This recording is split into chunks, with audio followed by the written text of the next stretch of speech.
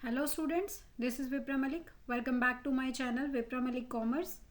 तो कैसे हैं आप सब लोग? आई होप आप सब लोग ठीक होंगे और आप लोगों के जो बोर्ड एग्ज़ाम्स हैं उनमें भी आप लोग अच्छा परफॉर्म कर रहे होंगे, ऐसी मैं आपसे उम्मीद करती हूँ। तो चलिए स्टूडेंट्स, जैसे कि मैंने आप लोगों को प्रॉमिस किया था और CUET की जो मैं आपके लिए वीडियो लेकर आई थी उसमें मैंने आपको बताया भी था कि मैं आपको प्रैक्टिस कराऊंगी अकाउंट्स, इकोनॉमिक्स और BST के MCQs, है ना, जिससे आपको हेल्प मिलेगी अपने CUET के एग्ज़ाम के लिए। तो उसी को आज हम लोग स्टार्ट करने वाले हैं और हम लोग जो क्वेश्चंस करेंगे वो हम चैप्टर वाइज करेंगे। तो सबसे पहले मैं आपके लिए अकाउंट्स का जो चैप्टर नंबर 1 है, फंडामेंटल्स ऑफ पार्टनरशिप फर्म, उसी के साथ स्टार्ट करूंगी। तो चलिए अब बिना टाइम वेस्ट किए हुए स्टार्ट करते हैं। Let's read the first question. क्या है फर्स्ट क्वेश्चन? कि features of a partnership firm are.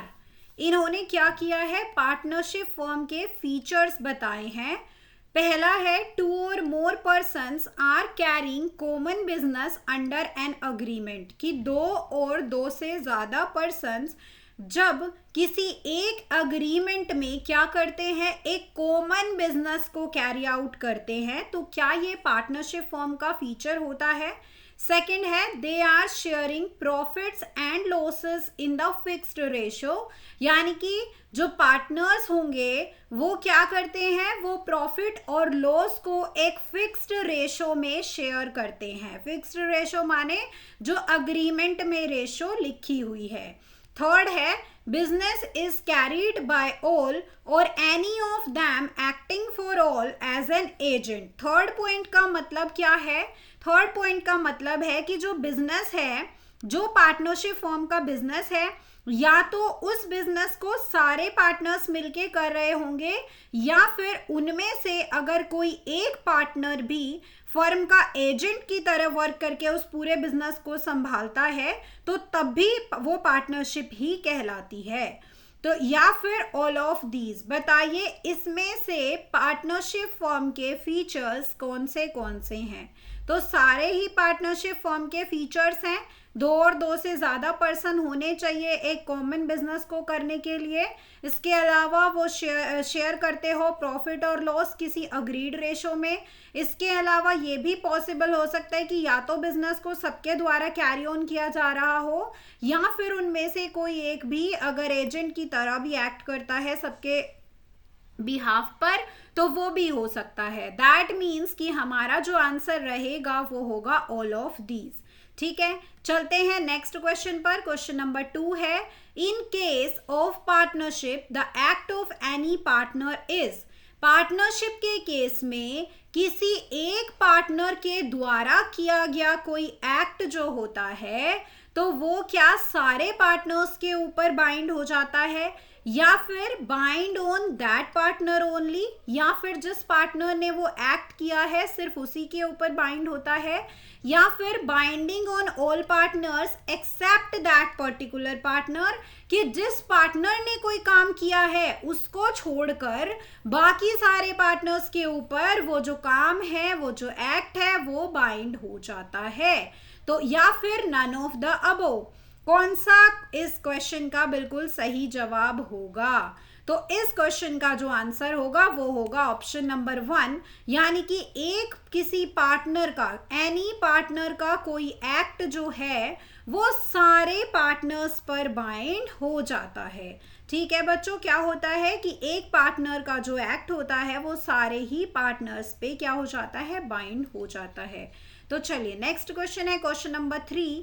Question number 3 में क्या है, following are essential elements of partnership firm except, यानी कि इन चार में से कोई तीन जो है वो पार्टनरशिप फर्म के एसेंशियल एलिमेंट्स हैं, सिर्फ एक को छोड़कर।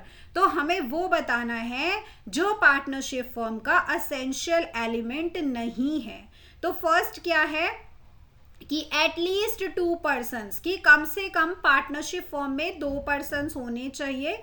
इसके अलावा second, there is an agreement between all partners, की सारे पार्टनर्स के बीच में कुछ अग्रीमेंट होना चाहिए। इसके अलावा equal share of profits and losses, की प्रॉफिट और लॉस जो होते हैं उनकी जो शेयरिंग होनी चाहिए वो कैसी होनी चाहिए, इक्वल शेयरिंग होनी चाहिए।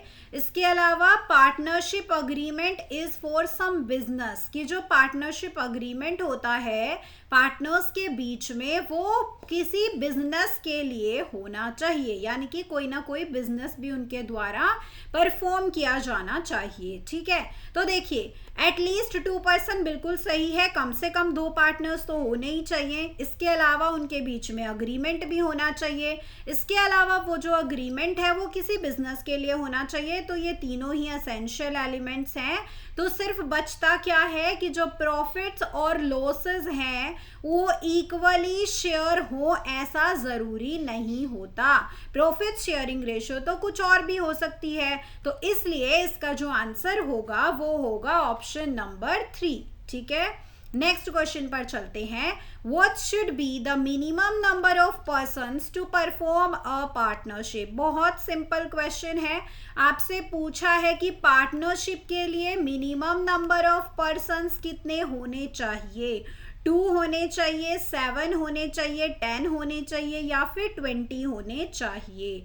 तो बताइए कि पार्टनरशिप के लिए मिनिमम नंबर ऑफ पर्सन्स कितने होने चाहिए। तो ये क्या है, 2 पार्टनर्स होने चाहिए, कम से कम 2 पर्सन होंगे तभी वो पार्टनरशिप कहलाएगी। ठीक है, अब इसी के साथ मेरा एक क्वेश्चन है कि बताओ जो कोऑपरेटिव सोसाइटीज होती है, जो कोऑपरेटिव सोसाइटीज होती है तो उसके लिए मिनिमम नंबर ऑफ मेंबर्स कितने होने चाहिए, बताओ जल्दी। Minimum number of members cooperative societies के लिए कितने होने चाहिए। पार्टनरशिप के लिए तो मिनिमम 2 हो गए, तो कोऑपरेटिव के लिए 10 होने चाहिए। चलिए नेक्स्ट है, number of partners in a partnership form में बी, मतलब मैक्सिमम पूछा है कि पार्टनरशिप फॉर्म में मैक्सिमम कितने पार्टनर्स हो सकते हैं, 2 या फिर 10 या फिर 100 या फिर 50, कितने मैक्सिमम नंबर ऑफ पार्टनर्स हो सकते हैं पार्टनरशिप फर्म में। तो इसका जो आंसर है वो है 50, यानी कि एक पार्टनरशिप फर्म में जो नंबर ऑफ पार्टनर्स होते हैं वो मैक्सिमम 50 हो सकते हैं अकॉर्डिंग टू कंपनीज एक्ट 2013। और एक चीज का ध्यान रखना कि जो मैक्सिमम नंबर ऑफ पार्टनर्स की लिमिट है वो पार्टनरशिप एक्ट जो है ना उसमें नहीं दी हुई है, वो किस में है, वो कंपनीज एक्ट में है। ठीक है, चलिए नेक्स्ट क्वेश्चन पर चलते हैं।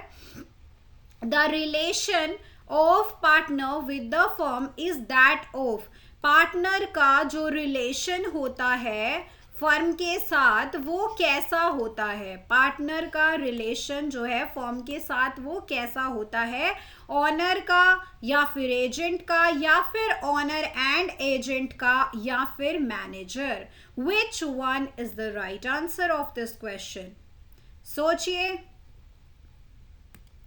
चलिए, तो कैसा रिलेशन होता है पार्टनर का फर्म के साथ, ऑनर और एजेंट का, यानी कि जो पार्टनर है वो पार्टनरशिप फर्म के लिए कैसे एक्ट करता है, जैसे वो फर्म का एजेंट हो, है ना। नेक्स्ट क्वेश्चन आता है, which one of the following statement is true, इनमें से कौन सा स्टेटमेंट ट्रू है। A minor can not be admitted as a partner, कि जो माइनर होता है उसको क्या हम एज अ पार्टनर एडमिट नहीं कर सकते, ये स्टेटमेंट गलत है कि सही है।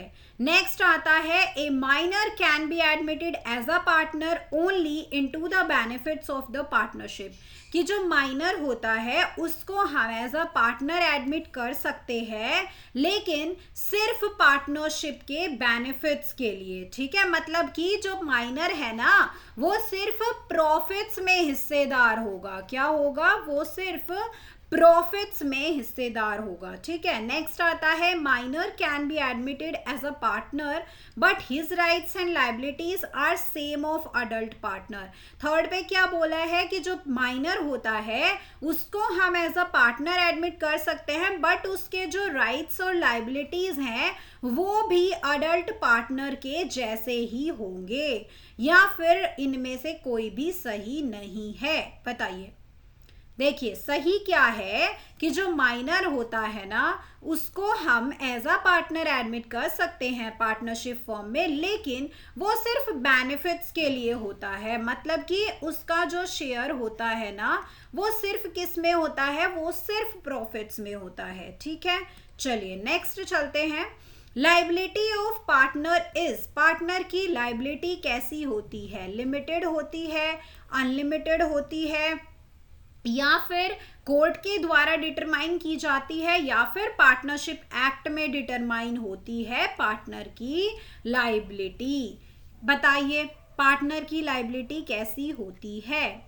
आप लोगों ने 11th में भी पढ़ा होगा, बीएसटी पढ़ी होगी, तो उसमें जब आप फॉर्म्स ऑफ बिजनेस ऑर्गेनाइजेशन पढ़ते हो तो उसमें आप ये भी पढ़ते हो कि जैसे सोल प्रोप्राइटर है तो सोल प्रोप्राइटर की लाइबिलिटी कैसी होती है, पार्टनर्स की लाइबिलिटी क्या होती है ना, और हिंदू अनडिवाइडेड फैमिली के मेंबर्स की क्या होती है, कर्ता की लाइबिलिटी क्या होती है। तो these are the very important points, आपको फिर से पढ़ने चाहिए। अगर आप लोग भूल गए हो तो एक बार आपको जो कॉन्सेप्ट्स है वो जरूर रिवाइज करने चाहिए।